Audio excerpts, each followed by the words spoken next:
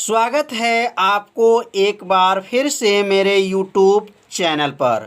तो आज क्लास 12 के रसायन विज्ञान अभ्यास 5 अभ्यास का नाम पृष्ठ रसायन में आज हम लोग पढ़ेंगे अपोहन।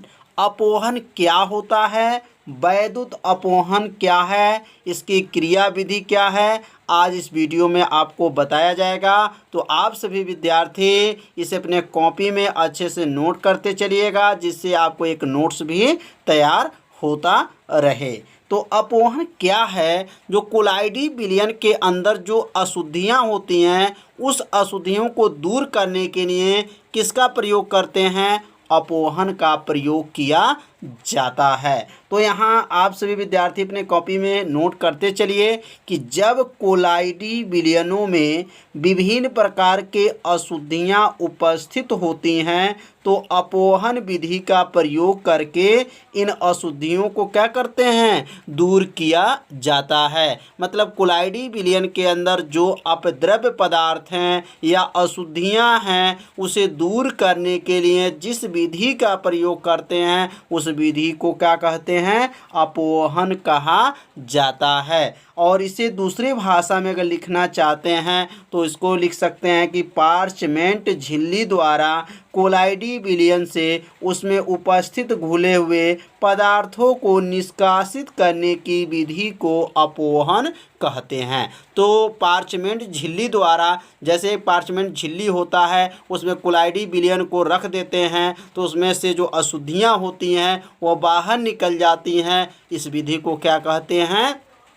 अपोहन विधि कहते हैं। अब अपोहन विधि का जैसे चित्र के माध्यम से समझेंगे तो यह जो आप चित्र जो देख रहे हैं, यह साधारण अपोहन है। इसमें क्या होता है कि यह जो बना हुआ है बर्तन जो देख रहे हैं, इसके अंदर जो झिल्ली लगा हुआ है, इस झिल्ली में जो है कोलाइडी विलयन को रखा गया है और इसमें से जो है जल प्रवाहित किया जाएगा और ये जल के माध्यम से झिल्ली में जो कोलाइडी विलयन है और ये जल के माध्यम से अशुद्धियाँ जो है जल के साथ क्या होंगी? बाहर निकल जाएंगी। तो यह जो है साधारण अपोहन है कि यह जो हमारा जो झिल्ली बना हुआ है, पात्र जो बना हुआ है, इसमें क्या रखा गया है? तो कोलाइडी विलयन रखा गया है। उस कोलाइडी विलयन में जो है क्या है? अशुद्धियाँ भी उपस्थित हैं।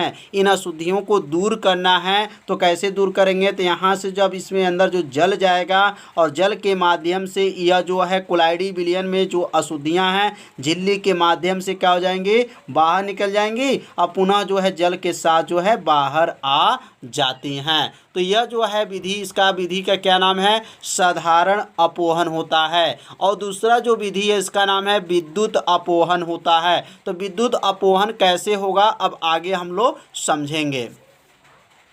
तो वैद्युत अपोहन क्या है? अब देखिए, वैद्युत अपोहन नाम से ही आपको याद होगा, वैद्युत मतलब वैद्युत क्षेत्र में जो अपोहन क्रिया होगा वैद्युत अपोहन कहलाएगी।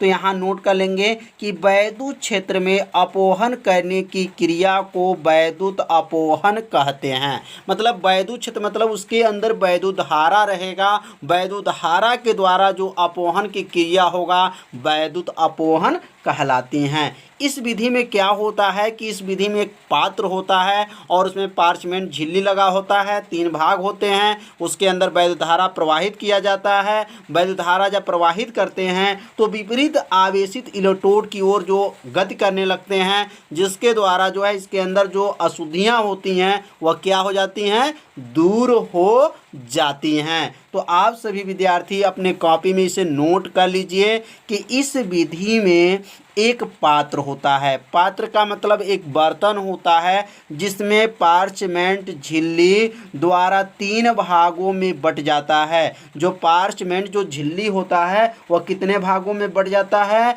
3 भागों में बट जाता है।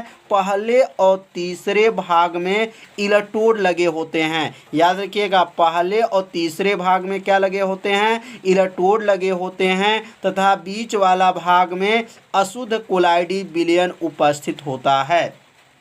अभी हम लोग चित्र से समझेंगे जिससे आपको पूरा अच्छे से समझ में आ जाएगा। तो पहले और तीसरे भाग में इलेक्ट्रोड और बीच में क्या लगा होता है, बीच वाले भाग में अशुद्ध कोलाइडी विलयन उपस्थित होता है। जब वैद्युत धारा प्रवाहित करते हैं, यानी जब वैद्युत धारा क्या करते हैं, प्रवाहित करते हैं, तो वैद्युत अपघट विपरीत आवेशित, मतलब विपरीत आवेशित मतलब प्लस जो है वो माइनस की ओर और जो माइनस है वह प्लस की ओर, विपरीत आवेशित इलेक्ट्रोड की ओर क्या करने लगते हैं, गति करने लगते हैं, जिससे अशुद्धियां क्या हो जाती हैं, दूर हो जाती हैं, अशुद्ध कोलाइडी विलयन प्राप्त हो जाता है। तो इसका अब चित्र समझेंगे, वैद्युत अपोहन का चित्र क्या है, और यह चित्र के माध्यम से जब समझेंगे तो यह जो एक पात्र बना हुआ है इसमें 3 भाग होते हैं। तो इसमें पहले और तीसरे, ध्यान दें, पहले और तीसरे में जो है भाग में क्या है, पहले और तीसरे भाग में इलेक्ट्रोड लगे हुए हैं, यह पहला भाग होगा, और ये नीचे वाला जो भाग तीसरा है, और बीच में जो है दूसरा जो भाग देख रहे हैं इसके अंदर जो है कोलाइडी विलयन उपस्थित है। जब इसके अंदर जब वैद्युत धारा प्रवाहित किया जाता है तो क्या होता है, जब वैद्युत धारा प्रवाहित करते हैं तो वैद्युत अपघट जो होते हैं विपरीत आवेशित इलेक्ट्रोड की ओर गति करते हैं। जो प्लस है वो क्या होगा, माइनस की ओर हो जाएगा, और माइनस जो है प्लस की ओर हो जाएगा। देखिए प्लस जो है किधर बना है, माइनस की ओर हुआ है, और ये माइनस जो चिन्ह बना है किधर हो जा रहा है, प्लस। यहाँ जो अब तीर बना हुआ है तो तीर को देखिए किधर हो जा रहा है, यह प्लस की ओर हुआ है, और यह जो प्लस है वो किधर हो जा रहा है, माइनस की तरफ जो है गति करने लगता है, और उसके अंदर जो अशुद्धियां होती हैं वह क्या हो जाती हैं, दूर हो जाती हैं, अशुद्ध कोलाइड प्राप्त हो जाता है। तो यह जो है विधि क्या है, वैद्युत अपोहन इसे कहते हैं। तो इसे अपने चित्र, यह जो चित्र बना हुआ है अपनी कॉपी में अगर बनाना चाहते हैं तो आप सभी विद्यार्थी जरूर बना लीजिएगा, और इसे 2 बार पढ़ लीजिए, आपको अच्छे से क्या होगा, याद हो जाएगा। तो आप सभी विद्यार्थी इसे शॉर्ट स्क्रीन ले लीजिए या अपनी कॉपी में से क्या कीजिए, नोट करते चलिए। तो वैद्युत अपोहन आप लोग को अच्छे से समझ में आ गया होगा कि वैद्युत अपोहन का अर्थ यह हुआ कि कोलाइडी विलयन के अंदर जो अशुद्धियां होती हैं वह वैद्युत धारा के द्वारा उसे क्या किया जा सकता है, अलग किया जा सकता है। जब उसके अंदर वैद्युत धारा प्रवाहित करते हैं तो प्लस वाला जो है माइनस की तरफ और माइनस वाला जो है प्लस की तरफ क्या करने लगता है, गति करने लगता है, जिससे अशुद्धियां क्या हो जाती हैं, दूर हो जाती हैं, अशुद्ध कोलाइडी विलयन प्राप्त हो जाता है। अब हम लोग पढ़ेंगे पेप्टीकरण।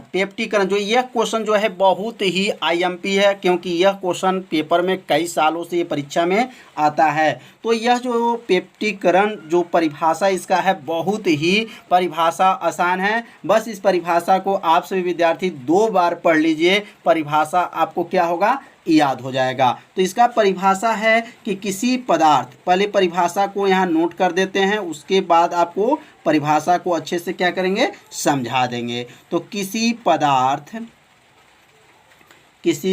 के ताजा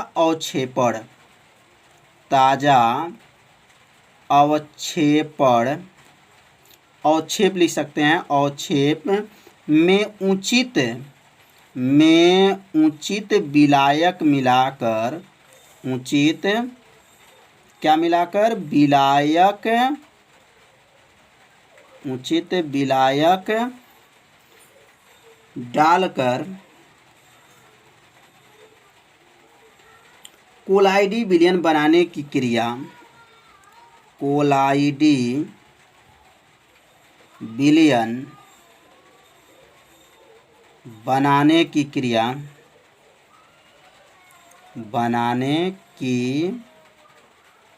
क्रिया पेप्टीकरण कहते हैं। पेप्टीकरण कहते हैं। तो कितना आसान ये परिभाषा है। किसी पदार्थ के ताजा अवक्षेप में उचित विलायक डालकर कोलाइडी विलयन बनाने की क्रिया को क्या कहते हैं, पेप्टीकरण कहते हैं। कितना आसान परिभाषा है, इसे 2 बार आप सभी विद्यार्थी पढ़ लीजिए, परिभाषा आपको क्या होगा, याद हो जाएगा। तो इसका उदाहरण है फेरिक हाइड्रोक्साइड के ताज़ा अवक्षेप में FeCl3 मिलाने पर अवक्षेप कोलाइडी विलयन में परिवर्तित हो जाता है। अतः FeCl3 क्या कहलाएगा? पेप्टिक कारक का कार्य करता है। तो यहाँ जो फेरिक हाइड्रोक्साइड के जो ये ताज़ा अवक्षेप है, यहाँ लिख सकते हैं ताज़ा अवक्षेप है, और इसमें जो है ताज़ा अवक्षेप में FeCl3 को क्या करते हैं? मिलाने पर अवक्षेप कोलाइडी विलयन में क्या होता है? परिवर्तित हो जाता है। अतः जो है FeCl जो 3 है यह किसका कार्य किया? तो पेप्टिक कारक का कार्य किया। तो आप सभी विद्यार्थी इसे अपने कॉपी में नोट कर लीजिए उदाहरण को, और इसे 2 बार उदाहरण को पढ़ लीजिए। आपको क्या होगा? उदाहरण याद हो जाएगा। अब इसमें विशेष बातों को याद रखेंगे। अब यहाँ लिखेंगे विशेष, और विशेष में आप ध्यान देंगे विशेष में क्या होगा? तो पेप्टिकरण में जो वैद्युत अपघट्ट अवक्षेप में परिवर्तित करता है उसे पेप्टिक कारक कहा जाता है। तो यहाँ पेप्टिक कारक का परिभाषा भी लिख सकते हैं कि पेप्टिकरण में जो वैद्युत अपघट्ट अवक्षेप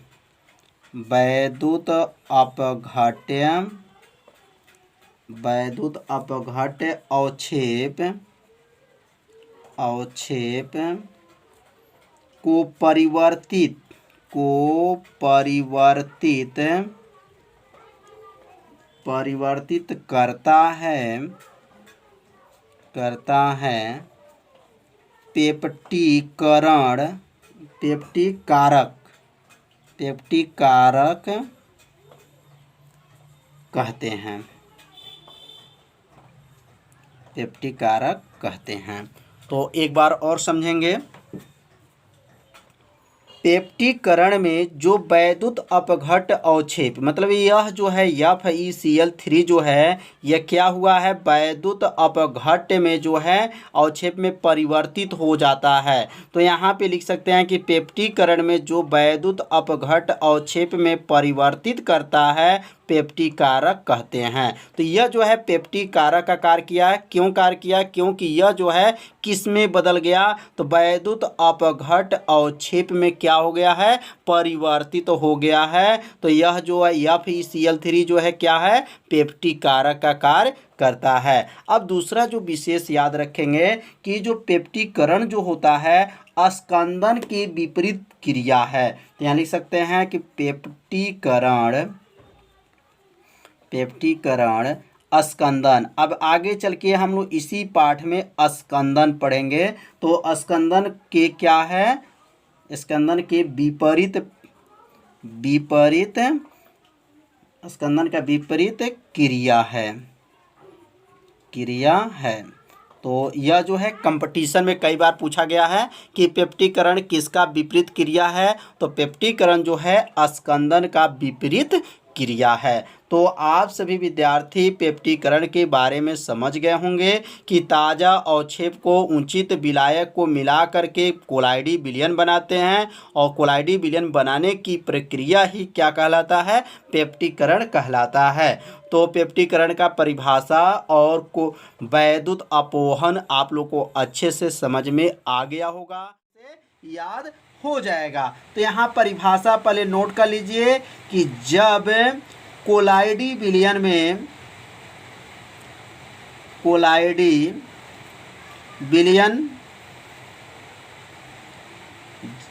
जब कोलाइडी विलयन के अति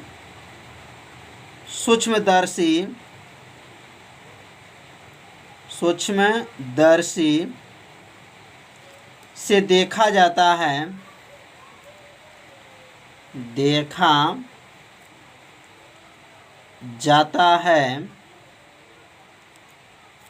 तो कोलाइड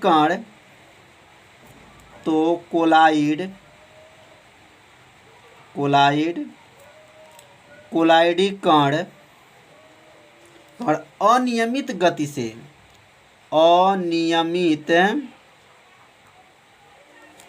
गति से, गति, इसको अनियमित गति को लिख सकते हैं टेढ़े मेढ़े, टेढ़े मेढ़े, टेढ़े मेढ़े गति करते हुए दिखाई देते हैं, करते हुए दिखाई देते हैं, दिखाई देते हैं। इस गुण को या इस गति को लिख सकते हैं, इस गति को, इस गति को ब्राउनी गति कहते हैं, ब्राउनी गति कहते हैं।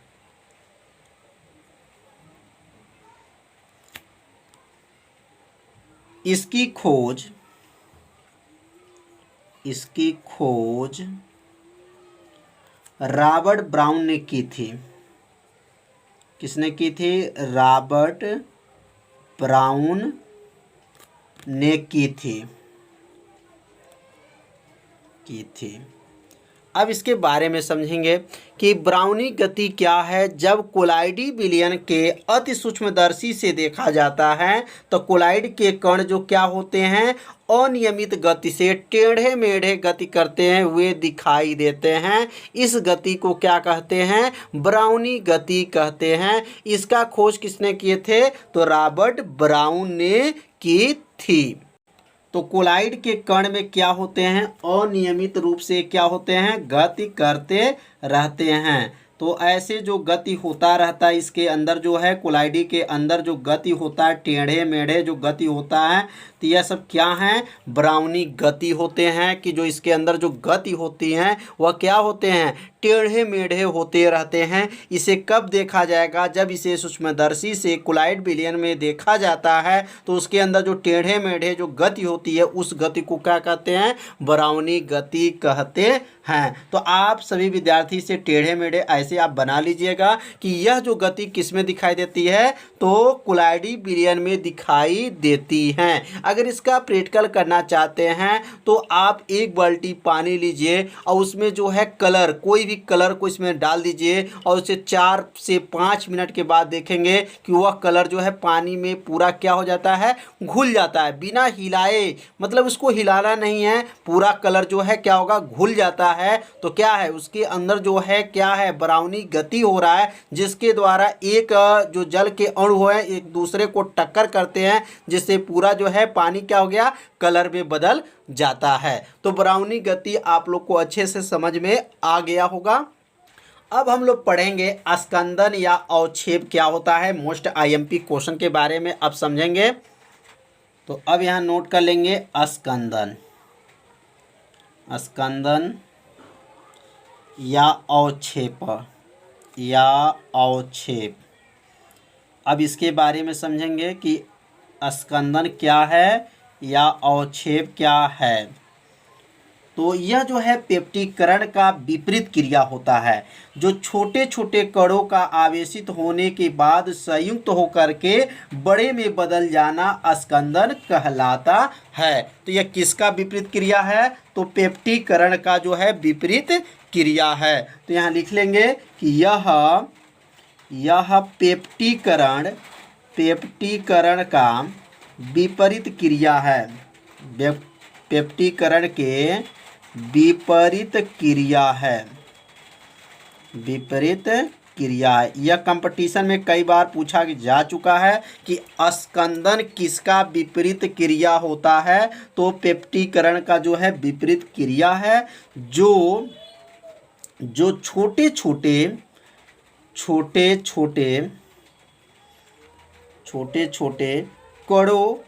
छोटे कणों का आवेशित, छोटे छोटे कणों का आवेशित होने के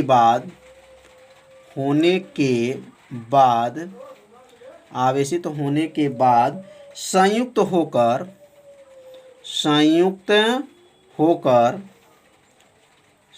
होकर बड़े कणों में बदलना, बड़े कणों में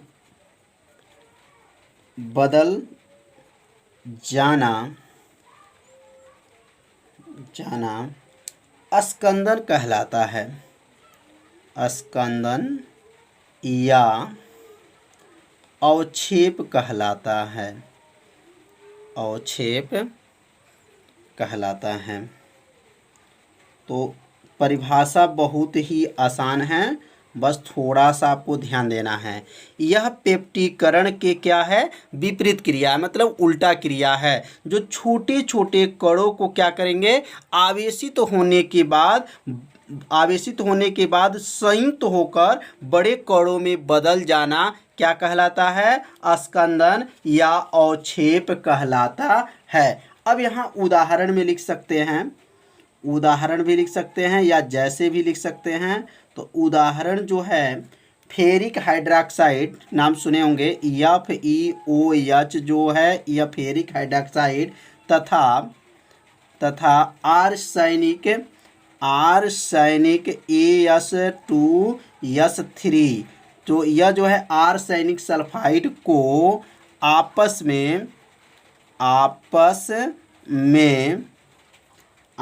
में मिश्रित करने पर, आपस में क्या करने पर, मिश्रित करने पर स्कंदित हो जाता है। क्या होता है, स्कंदित हो जाता है। स्कंदित हो जाता है।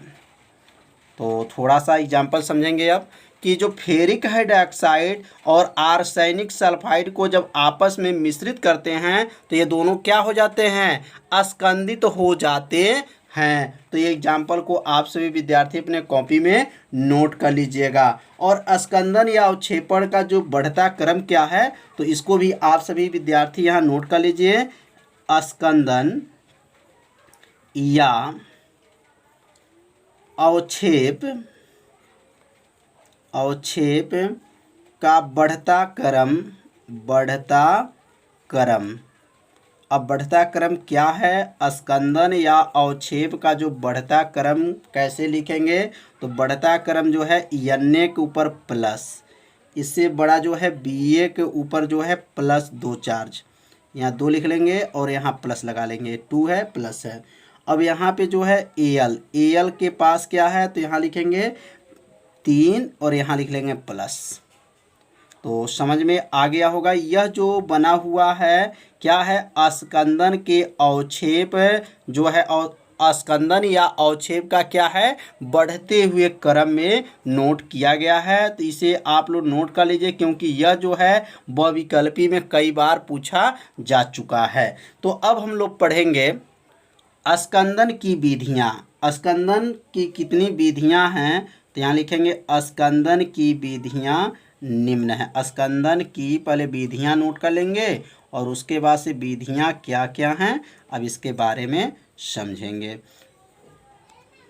तो स्कंदन की जो विधियाँ हैं वह निम्न हैं। क्या लिखेंगे, स्कंदन की विधियाँ, स्कंदन की विधियाँ निम्न हैं। विधियाँ क्या हैं, निम्न हैं। अब निम्न है तो कौन कौन से हैं, तो पहला आप नोट करेंगे, पहला 1 और यहाँ 2 और यहाँ 3 लिख लेंगे और यहाँ 4 5।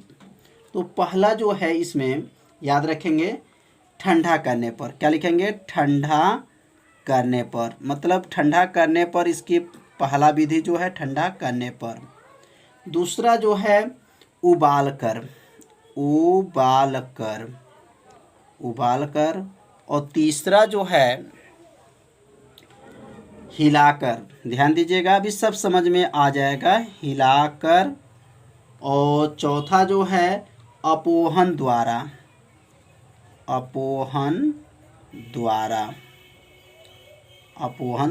और पांचवा जो है वैद्युत कण संचलन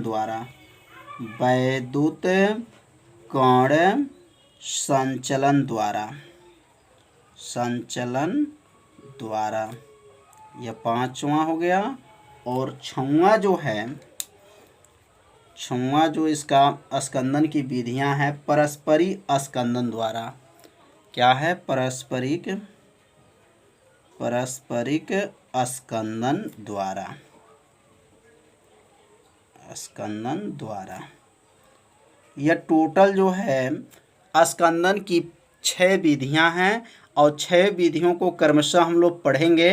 तो स्कंदन क्या होता है आप सभी विद्यार्थी समझ लिए होंगे कि क्या है स्कंदन। छोटे छोटे कणों को आवेशित होने के बाद संयुक्त होकर के बड़े कणों में बदल जाना ही स्कंदन कहलाता है। तो स्कंदन की टोटल 6 विधि है। 6 विधि के बारे में अब हम लोग समझेंगे। तो 6 विधि के बारे में कल के वीडियो में बताया जाएगा। तो आप सभी विद्यार्थी कल के वीडियो देखना न भूलिएगा शाम को 7 बजे। तो अब 6 विधि के बारे में कल चर्चा किया जाएगा। तो आज के वीडियो में इतना ही। तो आप सभी विद्यार्थी से अपने कॉपी में नोट कर लीजिए और इसे 2 बार पढ़ लीजिए। आप लोग को अच्छे से परिभाषा याद हो जाएगा। तो आज इतना ही। तो कल मिलते हैं शाम को 7 बजे। तब तक के लिए सभी विद्यार्थियों को नमस्कार।